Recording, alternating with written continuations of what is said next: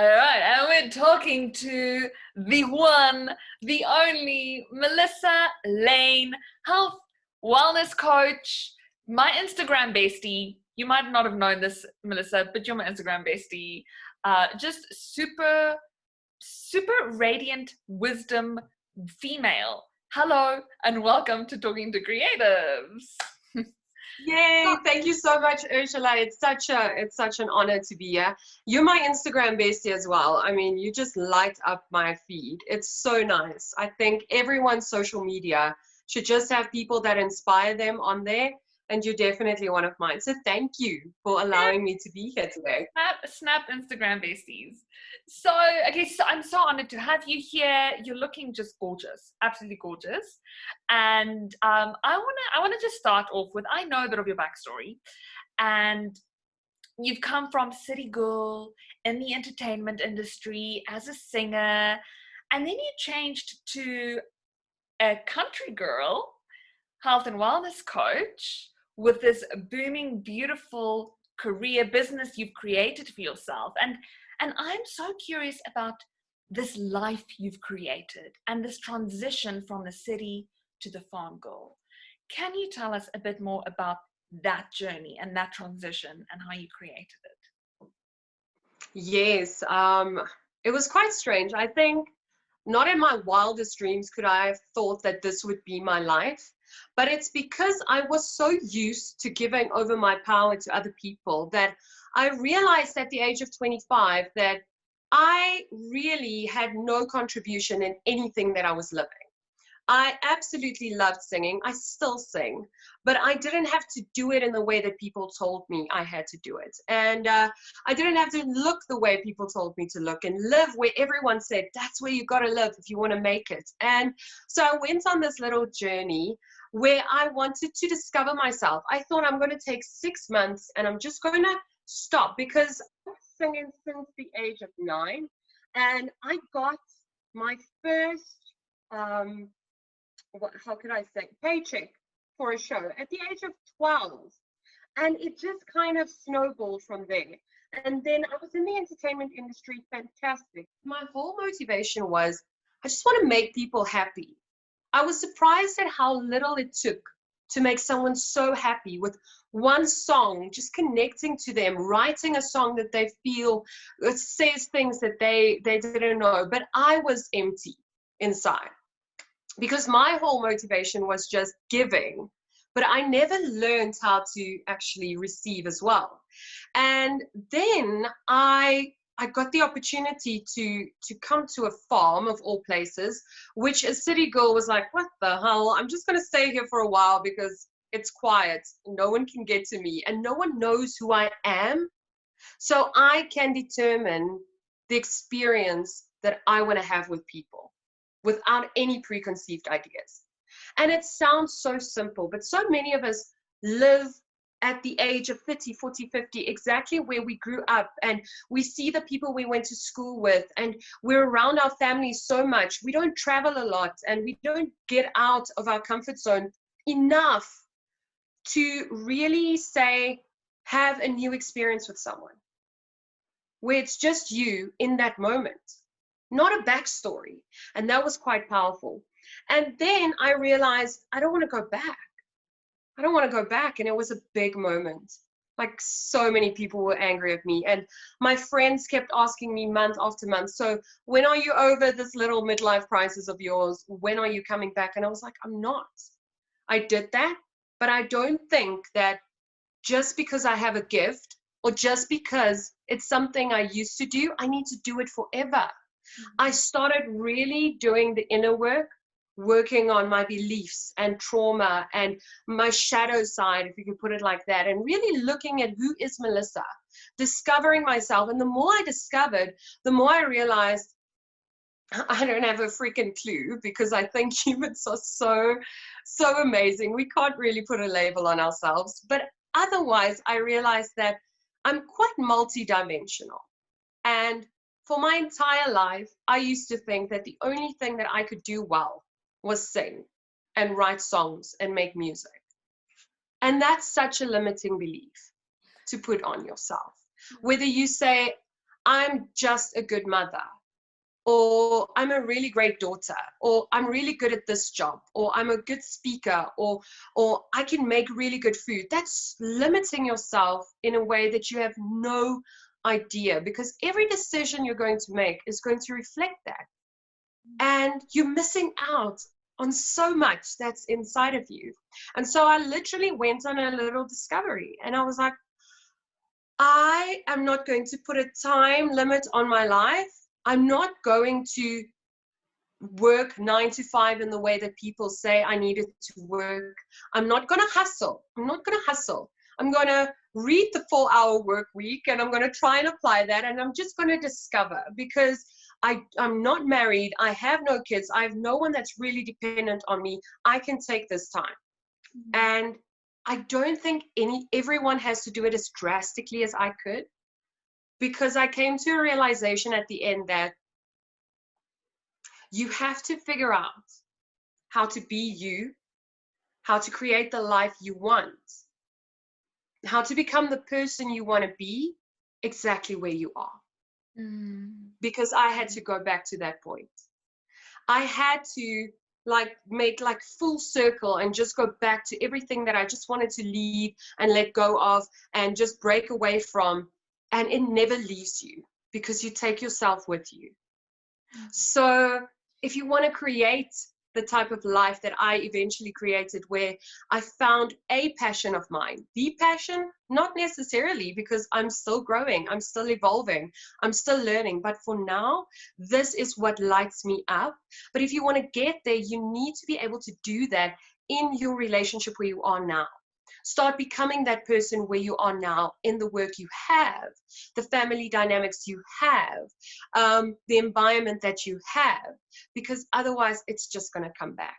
And now I live on a farm, and it's surrounded by mountains with my 2 border collies, and a beautiful, beautiful life that I created. And every day I can say what I learned in Eat, Pray, Love, where Elizabeth Gilbert says, I actively participated in every aspect of this life.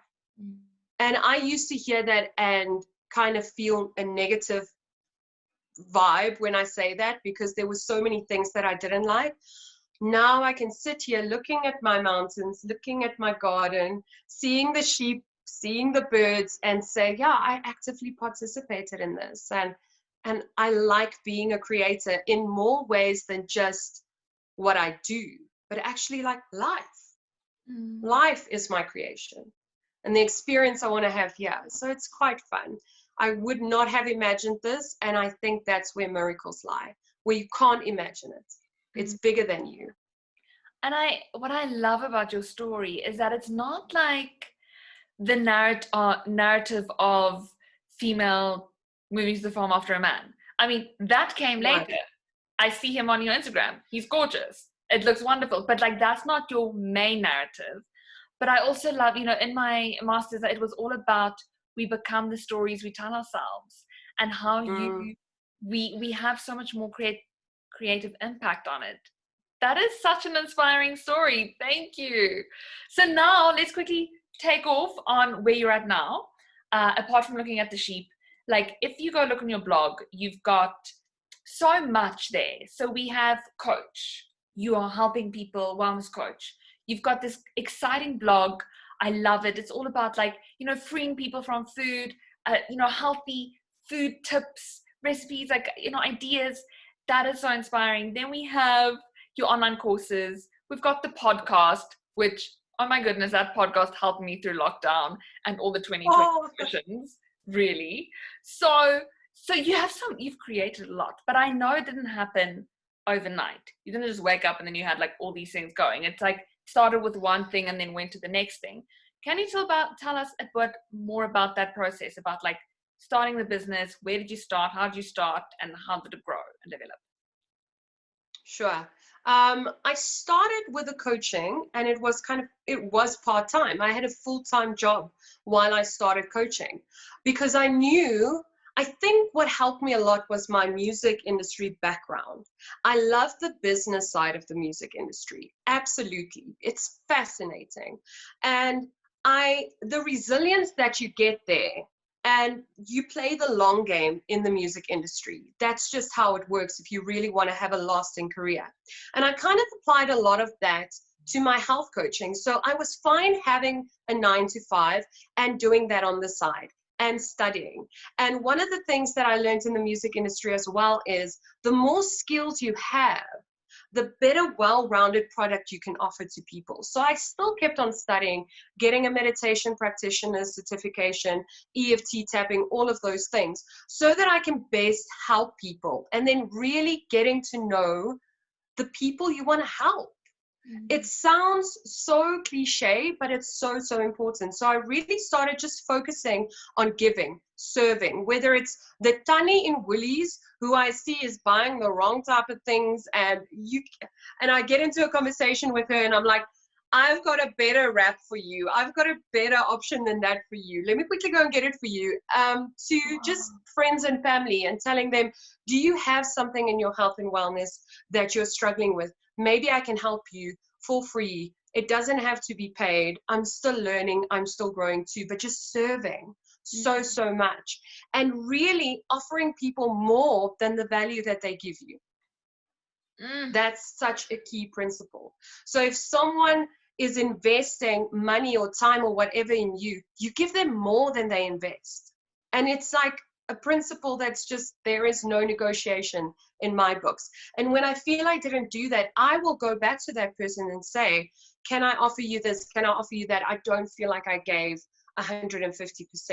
So that really helped me grow quickly in regards to getting people around. But what I think really helped me was, I absolutely love Rhonda Byrne. She wrote The Secret and she produced that movie, and she wrote a bunch of other amazing books, The Magic, The Power, and I think she has a new one out now. And I was listening to a recording of hers, and she said that she didn't even care if The Secret, the movie that she created in the book, became a really huge success. She just wanted to get that information out there so that if someone felt like she did the night she discovered The Secret, she was down and out. It was a rough situation. If anyone feels that way, then The Secret is available. There is something out there that can help them. And that was her entire motivation. And like with Elizabeth Gilbert as well, with Big Magic, she says in the book that she's a writer. She's going to write, whether she's going to write another Eat, Pray, Love or not. That's just who she is. She was writing before Eat, Pray, Love. She will be writing afterwards. It's who she is, so it flows out of her. And I kind of went from hustle mode to, I'm just going to create. What would I have wanted to see when I was 20, when I was 25, when I was still stuck in diet culture? What would I have needed to hear in regards to food? Because the health and wellness industry is getting hijacked like anything, because people are seeing that there's money in it. So it's getting even more confusing than a couple of years ago. So I'm just like, someone needs to clarify this. Someone needs to cut through the bullshit, if I could swear on your show. And otherwise just bleep me. But so that was my whole motivation. Serving, giving more than you are getting, and then absolutely creating for the sake of creation. It's not about you. It's not about you. Just create so that it's out there. So that if one person needs that, they can get it. Ego aside, you just create because that's who you are. And that's basically what I did with all of it. It's like every single step, it was just like, well, damn, someone might need this podcast. Well, you know what?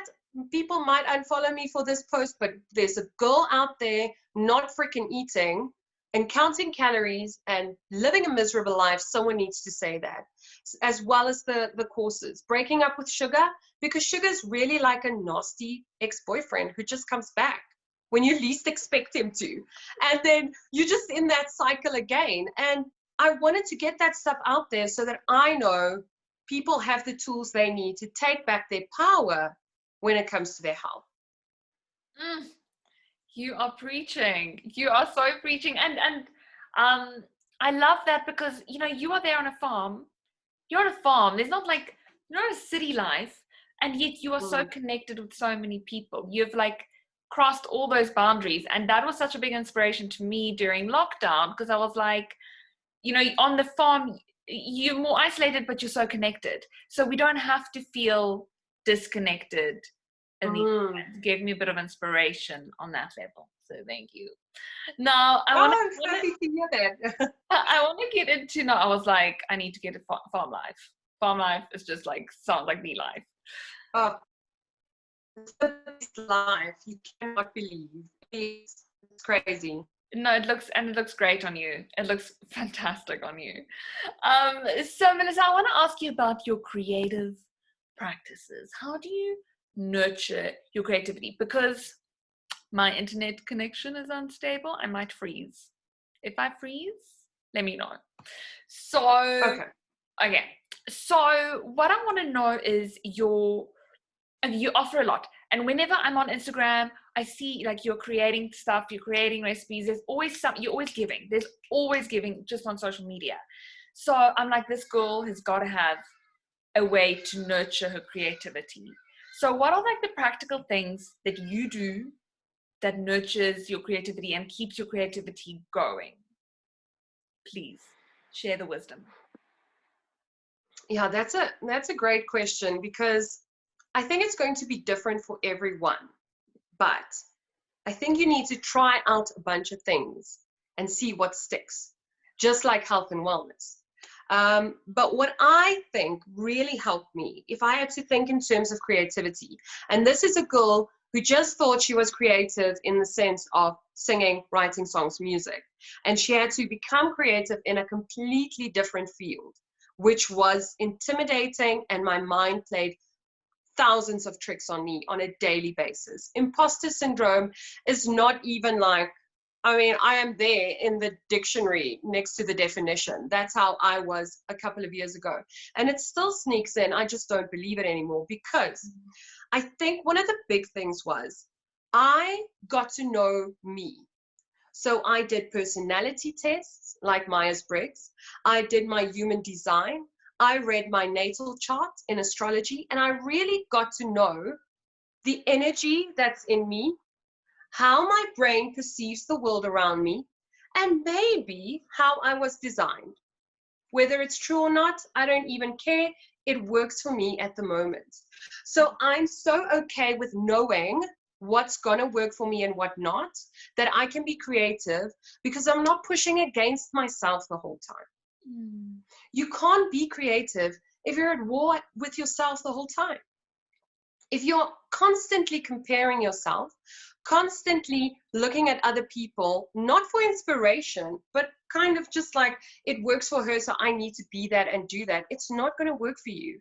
So getting to know yourself on that level is really great because now I can make fun of it. I'm like, everyone uses that type of filter on Instagram, and everyone has this really nice, I mean, you've seen those Instagram feeds that are just immaculate. But I'm an ENFP, Myers-Briggs. I am never going to be able to create that. I'm a scatterbrain. I'm too lively. I'm too bubbly. I'm too colorful. So are you going to go the 50 Shades of Beige type of way, Melissa, or are you just going to be your freaking self? That's it. Okay, great. Next up, I'll be like, okay, I am a Gemini ascendant, let's say. For those who know what that means, you understand why I talk so much now. So I'm just going to always be able to talk. Mm. So am I going to limit myself to these one-word captions? No. I'm going to write a blog post in every post that I make. I'm going to give my clients 15 minutes extra with each coaching session because we're going to talk it out, babe. And I'm also going to talk. And I'm not going to fight against that. And I'm not going to say I'm going to be this type of coach or this type of that. So really getting to know yourself in that way lets you be more creative. It does. Because you're okay with this being. And there kind of comes a moment where you feel like it's meant to be that way. You read that personality test and you read that natal chart and you're like, it's like someone's explaining why you are the way you are. And that's quite powerful. So I love that. I love it. And then next up, getting into the receiving mode. Creativity is giving. What are you going to give if you can't receive? So with a receiving mode, I see it as getting into my feminine side. And my practices might be different than other people's, but I cannot create when I'm in my masculine, hard hustle mode. So I've got time for that.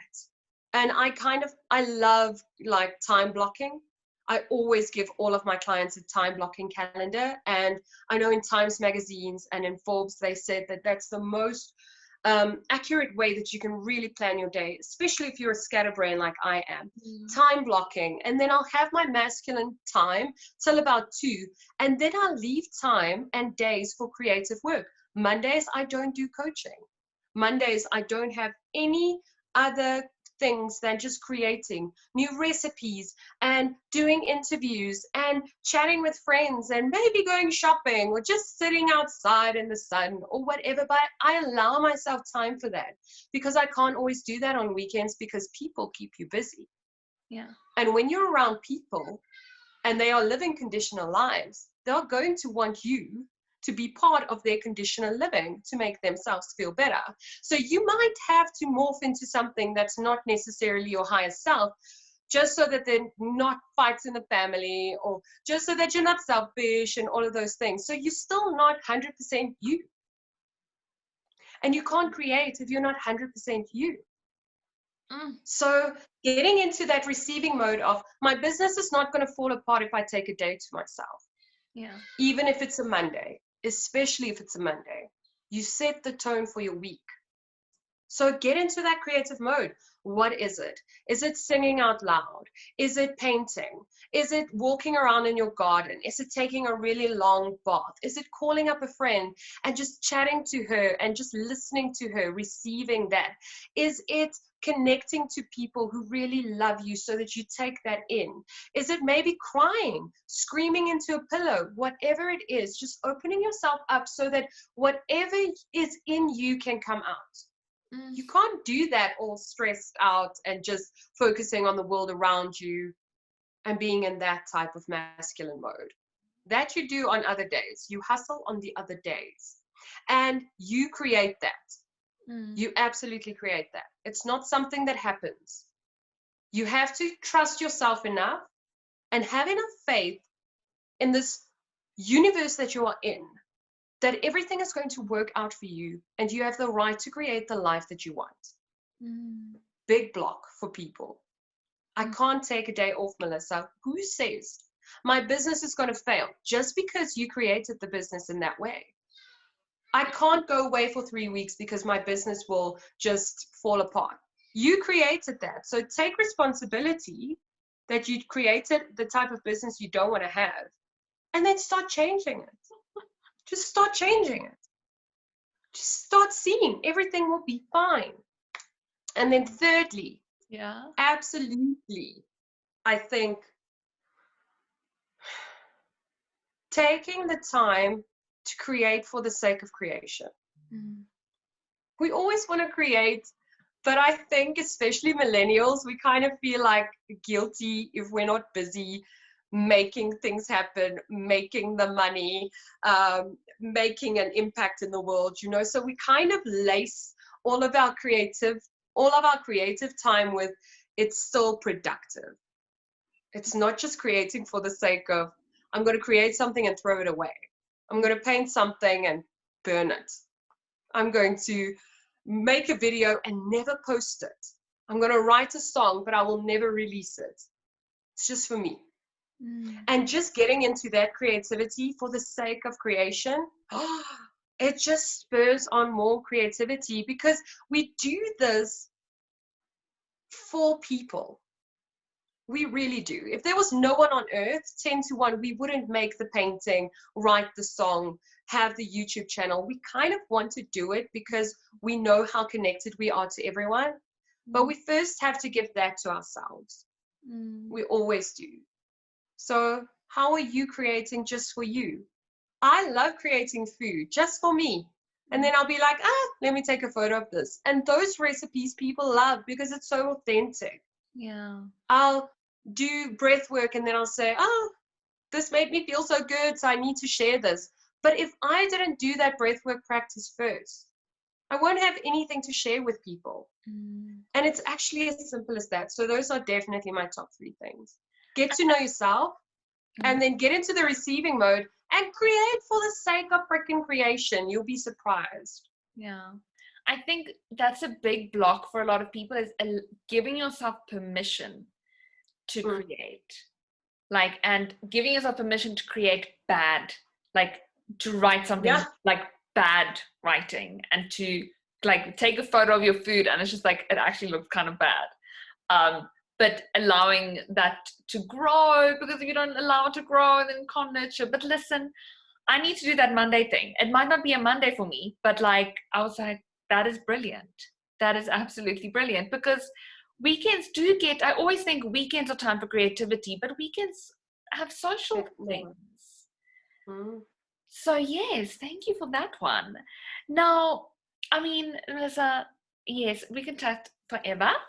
So I want to just say lastly, there's so many things I want to ask you, but what are you working on, and what must we be on the lookout for? What must we, like, is there like next podcast coming soon, or like what's exciting that we can look out for? Okay, yeah, I'm working on a bunch of really great projects. The next season of the podcast is coming out soon, I think within a couple of weeks.